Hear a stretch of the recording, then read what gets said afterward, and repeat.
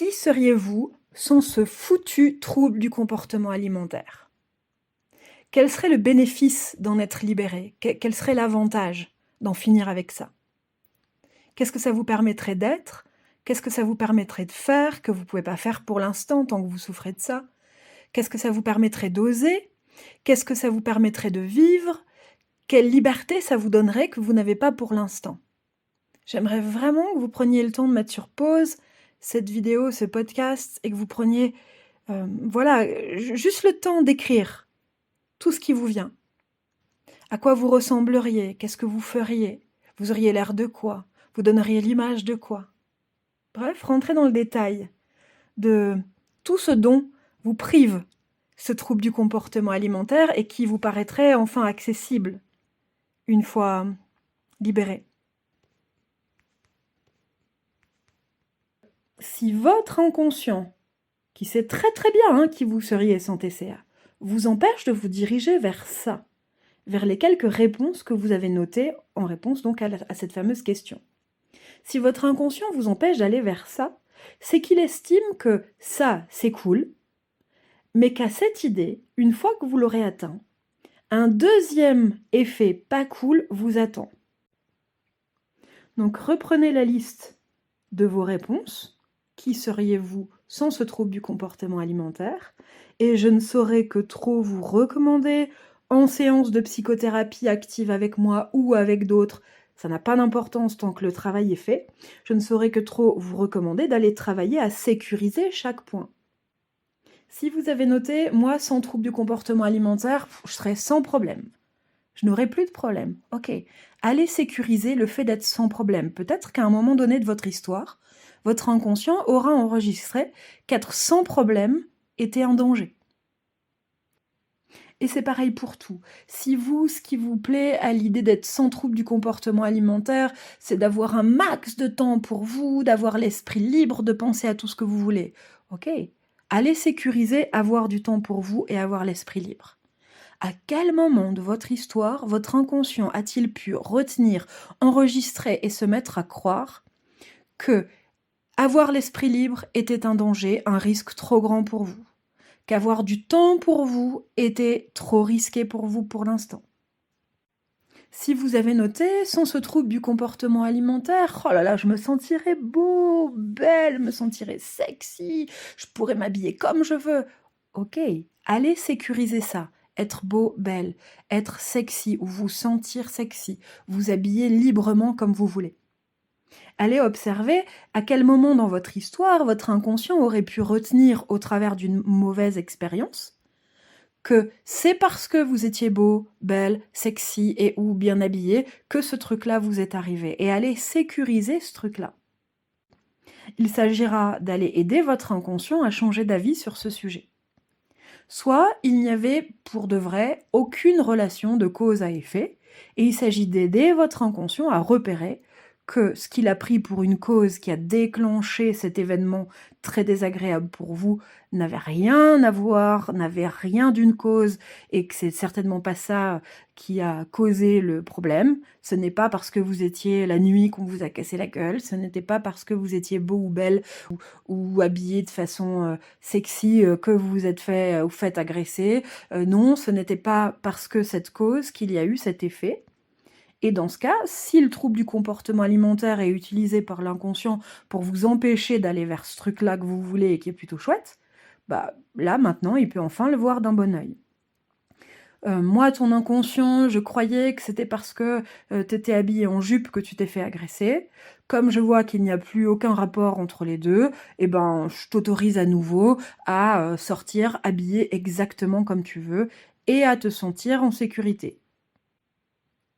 Donc, première chose possible, on délie la fausse relation de cause à effet.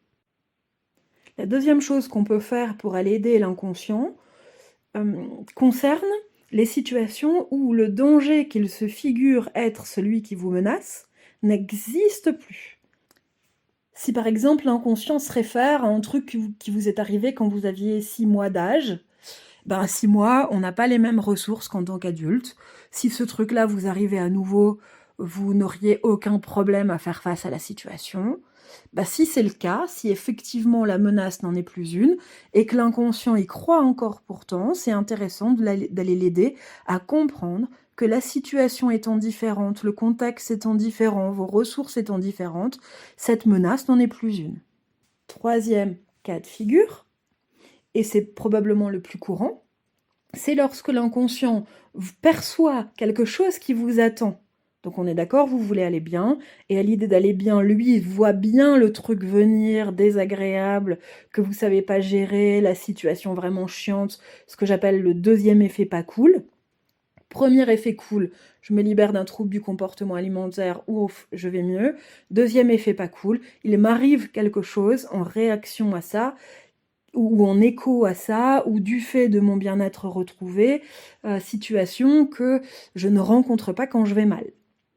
Dans ce cas, il s'agit de vous aider consciemment et inconsciemment à développer vos ressources, de sorte que cette situation ne soit plus une situation oversize pour vous, ne soit plus une situation que vous ne saurez pas gérer, faire en sorte que ces situations soient totalement gérables par vous.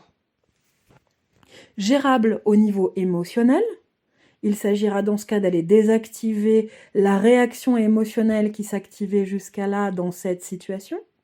Si vous vous figez à chaque fois qu'on vous engueule, l'idée c'est d'apprendre au corps à défiger, à rester en mouvement, à s'actionner quand on vous engueule. Donc, comment dire, mettre à jour vos capacités émotionnelles. Ça peut être aussi des capacités comportementales. Qu'est-ce que vous devriez être capable de dire ou de faire dans cette situation pour vous défaire de la situation? Et il est souvent une question d'autorisation. Si, quand on m'engueule, je dois prendre une position haute pour remettre l'autre à sa place, l'arrêter net dans son élan et bien fixer mes limites et imposer le respect, mais qu'au cours de mon histoire, on m'a appris qu'être en position haute, c'était pas cool, et qu'il valait mieux être en position basse que de prendre l'ascendant sur l'autre, alors j'ai un problème dans les situations où l'autre cherche à prendre le dessus et à me dominer.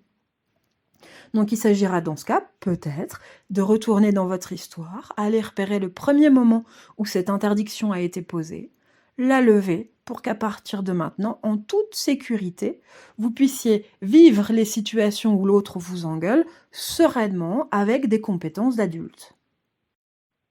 Se sentir en sécurité est vraiment la clé de tout travail autour d'un trouble du comportement alimentaire. Il n'y a qu'un seul cas de figure dans lequel votre inconscient lâchera définitivement ce trouble du comportement alimentaire. C'est quand il vous estimera maintenant et pour l'avenir en totale sécurité dans ce monde. En résumé, il est question d'aller repérer tout ce qui serait vécu par vous comme une agression verbale, physique, comportementale de la part de l'autre envers vous et d'apprendre à vous sentir en totale sécurité dans ces situations. Et pour ça, il faut savoir vous défendre.